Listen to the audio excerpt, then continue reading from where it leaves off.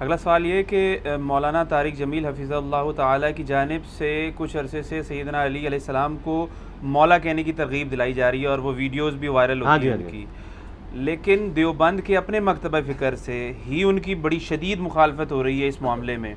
اچھا سوال یہ کہ ایک آدمی کہاں جائے، چلیں جو قرآن و سنت کا فالوور ہے وہ تو حق جو ہے وہ بات تسلیم کر لے گا، لیکن جو دیوبند کے اندر خود موجود ہیں اور دونوں طرف دیوبند ہیں وہ کہاں جائے؟ نہیں تو آپ کیا کہنا چاہتے ہیں کہ دیوبند قرآن و سنت کے فالوور نہیں ہے؟ نہیں وہ تو تقلید کر رہے ہوتے ہیں، وہ بھی ادھر ہی جائیں جہاں قرآن و سنت کے فالو کرنے والے جا رہے ہیں، ان کو ادھر ہی جانا چاہیے۔ اور اگر آپ تقلید پہ ہیں، میں آپ کو بتاؤں امام حنیفہ رحمہ اللہ تعالیٰ جیسا تو حسینی بندہ ہی کوئی نہیں تھا۔ امام حنیفہ تو حکمرانوں کے خلاف خروج کو جائز سمجھتے تھے اور وہ پلی لیتے تھے حسین ابن علی کی، اس لیے تو ان کو جیل کاٹنی پڑی ہے آل عباس کی، خلیفہ منصور کی، ہارون رشید کا جو باپ تھا، اسی وجہ سے کہ وہ حکمرانوں کے خلاف خروج کو جائز سمجھتے تھے۔ انہوں نے سیدنا نفس زکیہ کے حق میں فتویٰ دیا تھا کہ ان کا یہ خروج جائز ہے۔ تو یہ سارا کے سارا تماشا چل رہا ہے، یہاں پہ بھی ساری پیٹ کی کہانی چل رہی ہے، پیٹ کی، کہ طارق جمیل صاحب نے جو مولا علی کا لفظ استعمال کیا ہے، صرف استعمال نہیں کیا، انہوں نے یہ کہا کہ مجھے اپنی پرانی زندگی پہ شرمندگی ہے کہ ہمیں نبی علیہ السلام کے اہل بیت کا جو دفاع کرنا چاہیے تھا ہم نے نہیں کیا۔ تو میں کہتا ہوں طارق جمیل صاحب کا جو اخلاص تھا نا، ان کو مرنے سے پہلے اللہ تعالیٰ نے اس معاملے میں توبہ کی توفیق دے دی ہے الحمدللہ، اور انہوں نے یہ جرت کر دی ہے۔ اب دوسری طرف جو مولوی ہے نا، وہ کہتے ہیں ہم انکاری نہیں ہیں، لیکن میں جملہ بولتا ہوں مسئلہ انکاری کا نہیں ہے، مسئلہ آپ اقراری بھی تو نہیں ہیں۔ جب ہم کہتے ہیں نہیں مسلم میں حدیث ہے علی سے محبت نہیں رکھے گا مگر مومن، علی سے بغض نہیں رکھے گا مگر منافق، کہتے ہیں ہم کون سے انکاری ہیں؟ تو سر یہ آپ چیک کر لیں، آپ کسی بریلویوں کی تو میں بات نہیں کرتا، دیوبند یا اہل حدیث کی مسجد میں آپ ایک بڑے سے چارٹ پہ یہ حدیث لکھ کے لگائیں، شام تک وہاں فتنہ فساد ہونا شروع ہو جائے، آپ مجھے پکڑ لیجئے گا، یہ حدیث ہضم ہی نہیں ہوگی ان کو۔ کیوں نہیں ہضم ہو رہی؟ اگر آپ کہتے ہیں ہم صحیح مسلم 240 نمبر حدیث مانتے ہیں، اس لیے کہ آپ انکاری یقیناً نہیں ہے لیکن اقراری بھی ہونا پسند نہیں کرتے۔ آپ اسی طرح کے بندے کو، یہ محرم کے دن ہے نا آج کل، آپ جس کو علمی کتابی سمجھتے ہیں اس کو یہ میسج لکھ کے کر دیں، علی سے محبت نہیں رکھے گا مگر مومن، علی سے بغض نہیں رکھے گا مگر منافق، تو آپ اس کے جوابی ٹیکسٹ میں دیکھ لیجئے گا کیا کرتا ہے۔ اور یہی بات آپ حضرت ابوبکر عمر عثمان کے بارے میں جعلی گھاڑ کے لکھ دیں، آپ کو کچھ بھی نہیں کہے گا وہ، کیونکہ ایک مینٹیلٹی ڈیولپ ہوئی ہے۔ یہ جتنے مولوی ان کے خلاف کھڑے ہوئے نا دیوبندیوں کے، انہوں نے خود اپنا پیٹ ننگا کیا ہے۔ انہوں نے کہا کہ مسئلہ یہ ہے کہ مولانا طارق جمیل صاحب جو کر رہے ہیں نا، اس سے ان کو تقویت ہوتی ہے، اور 7 آیات پڑھ رہے ہیں کہ یہود و نصارہ تم سے اس وقت تک راضی نہیں ہوں گے جب تک تم ان کی ملت پہ نہ آ جاؤ۔ تو یہ یہود و نصارہ وہ کس کو کہہ رہے ہیں؟ جو مولا علی کو مولا علی کہتے ہیں۔ یہ تو اسی طریقے سے کوئی مسلمان حضرت عیسیٰ کی توہین کرنی شروع کر دے کیا؟ ان کی عظمت کا بیان کرنا چھوڑ دے، وجیہن فی الدنیا والآخرہ۔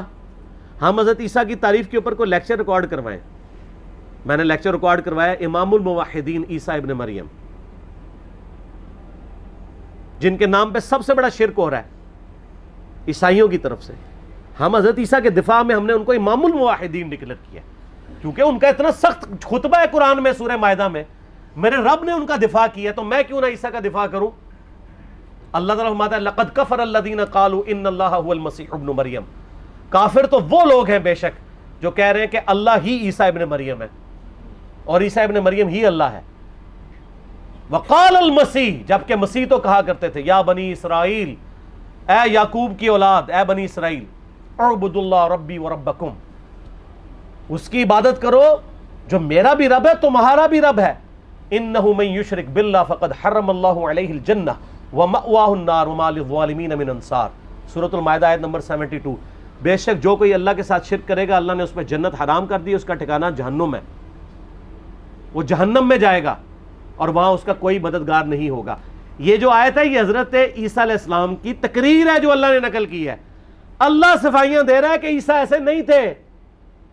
تو میں بھی ان دیوبندیوں کے مفتیوں سے کہتا ہوں کہ علی ابن ابی طالب سے دشمنی چھوڑ دو، علی کے نام پہ جو کچھ کوئی غلط کر رہا ہے اس کو برا کہو.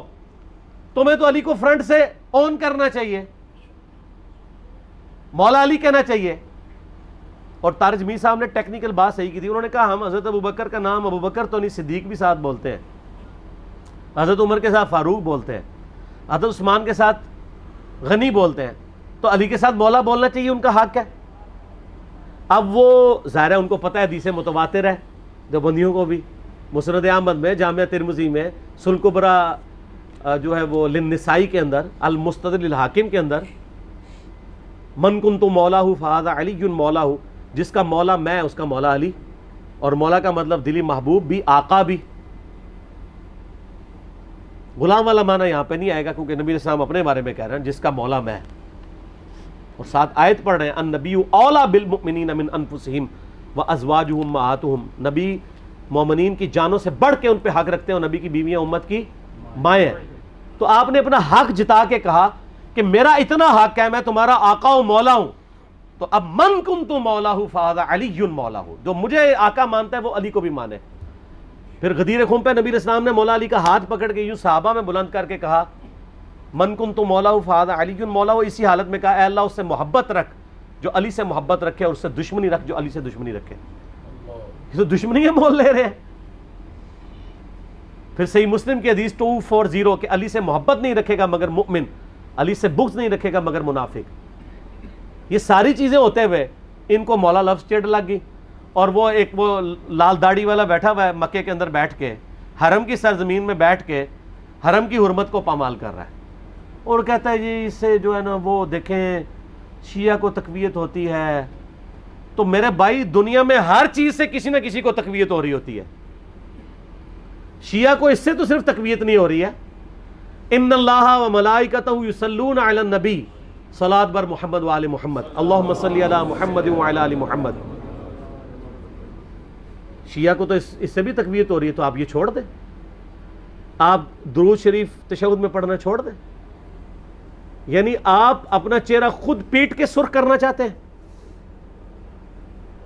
آپ دیکھیں اسلام کو کس چیز سے تقویت ہو رہی ہے. کل کو تو آپ یہ بھی کہیں گے, اور بلکہ وہ جو منکرین حدیث وہ کیپٹن عثمانی پارٹی وہ تو کہتی ہے, یہ جو مسلم کی حدیث ہے کہ قبروں پہ جاؤ تاکہ آخرت کی یاد آئے, یہ شرک کی جڑ ہے اس حدیث میں. کیونکہ لوگ قبروں پہ جاتے ہیں تو قبروں سے مانگتے ہیں. وہ بھائی نبی علیہ السلام نے کب کہا ہے قبروں سے مانگو؟ آپ نے کہا کہ موت کو یاد کرو. وہ کہتے ہیں نہیں یہ ایکسس آف ایول ہے یہ حدیث, اس سے تقویت ہوتی ہے ان کو. کل کو بریلوی کہیں گے کل انما انا بشر مثلکم سے اہل حدیث کو تقویت ہوتی ہے, لہٰذا ہم اپنے مصحف سے یہ آیت ہی نکال دیں گے. سارا کہیں گے نا, کیوں نہیں کہیں گے, سب کو پھر حق حاصل ہے. کل کو کوئی اہل حدیث اٹھ کے کہے گا جی چونکہ آج کل آپ کو پتہ ہے وہ بڑے یہ لوگ جو ہیں وہ تبرکات کے پیچھے پڑے ہوئے ہیں, تو یہ جو مسلم شریف میں حدیث ہے کہ سیدہ اسماء بنت ابی بکر نے, سیدہ عائشہ کی بڑی بہن نے, نبی علیہ السلام کی وفات کے بعد ایک کرتا نکالا, تیالسی کی سروانی کالا جبہ جس کو گوٹ بھی لگی ہوئی تھی, اور کہا کہ یہ نبی علیہ السلام کا کرتا ہے, سیدہ عائشہ کی وفات کے وقت میں نے ان سے لے لیا, نبی علیہ السلام اسے پہنتے تھے اور ہم اس کا دھون مریضوں کو شفا کے لیے پلاتے ہیں. تو یہ مسلم شریف کی حدیث نہیں بیان کرنی چاہیے. تو بریلوی تو پہلے ہی کہتے ہیں کہ حضور صلی اللہ علیہ وسلم کے تبرکات سے فیض حاصل کرنا چاہیے. تو آپ نے دین کو دیکھ کے چلنا ہے یا ان چیزوں کو دیکھ کے چلنا ہے؟ تو ان کی ان جہالتوں سے ویسے مجھے بڑا فائدہ ہو رہا ہے. جب یہ اس طرح کی بونگیاں مارتے ہیں نا تو میں ان کے فاروق کو بتا دوں کہ بونگیاں سے مگر لگے ہوئے ہو جی. اس سے یہ لوگ خود ننگے ہو گئے ہیں کہ ان کا کرائٹیریا قرآن و سنت نہیں ہے. ان کا معیار یہ ہے کہ وہ قرآن و سنت ماننا ہے جو ہمارے فرقے کو سپورٹیو ہو, اور دوسرے فرقے کو سپورٹیو ہو کہ قرآن و سنت ہو تو نہیں ماننا. اس لیے طارق جمیل صاحب کے خلاف ہوئے ہیں. تو اب دیکھ لیں کیا انجام ہوا ہے. طارق جمیل صاحب نے بھی ان پہ 4 تکبیریں پڑھ دی ہیں نا. سر آپ نے ویڈیو نہیں دیکھی ہیں؟ اللہ کے فضل سے اپنے مسجد کے ممبر پہ انہوں نے مجھے کھڑا کر کے تقریر کروائی ہے, خود نیچے بیٹھے ہوئے ہیں. چلو ماتھا چوم لیں یا کچھ اور کر لیں, کیا وہ تو کیا. وہ تو کہتے ہیں جی وہ تو فلمی ایکٹرز کے بھی سر پہ ہاتھ پھیر دیتے ہیں, لیکن کسی فلمی ایکٹر سے جو ہے وہ انہوں نے جمعہ تو نہیں پڑھوایا. تو یہ آخری درجے میں ہو سکتا تھا, انہوں نے کر دیا. وہ اس لیے کہ وہ اب ان سے مایوس ہو چکے ہیں. ان کو پتہ چل گیا کہ انہوں نے یعنی ان لوگوں نے میرا ساتھ نہیں دینا کبھی بھی. ظاہر ہے یہ بات ان کو پہلے بھی پتہ تھی, ذرا دلیری کر کے اب سامنے آ گئے. اور یہ اللہ تعالیٰ نے ان کے اخلاص کی برکت ہے کہ ان کو اپنی زندگی میں ہی توفیق دے دی ہے اس حوالے سے کہ وہ سچائی کا علم بلند کریں. تو یہ جو مولوی یہ سب کچھ کر رہے ہیں نا, یہ فرقہ بچاؤ مہم کے اوپر ہے. میں نے مثال دی ہے نا کہ انگوٹھے چومنے والی روایت رد المختار میں لکھی ہے, لیکن یہ نہیں مانیں گے دیوبندی کیونکہ بریلوی کر رہے ہیں. ان کا کرائٹیریا قرآن و سنت ہے ہی نہیں ہے, لہذا آپ بھی ان کے ساتھ الجھنا چھوڑ دیں. مولویوں سے پنگا نہ لیں, مولویوں سے پنگا نہیں ہے چنگا. آپ پبلک میں محنت کریں. وہ سر مولوی تو سینکڑوں میں ہزاروں میں ہے, پبلک کروڑوں میں ہے. کروڑوں میں محنت کریں جہاں سے ہزاروں نکلیں گے. ان ہزاروں میں محنت کر کے ایک بھی نہیں نکلے گا, کیونکہ وہ نکلے گا وہ جس کو آپ نوکری بھی دیں گے, کیونکہ وہ تو نوکری کر رہا ہے اس کے اوپر. اس چیز کو سمجھیں. ٹھیک ہو گیا.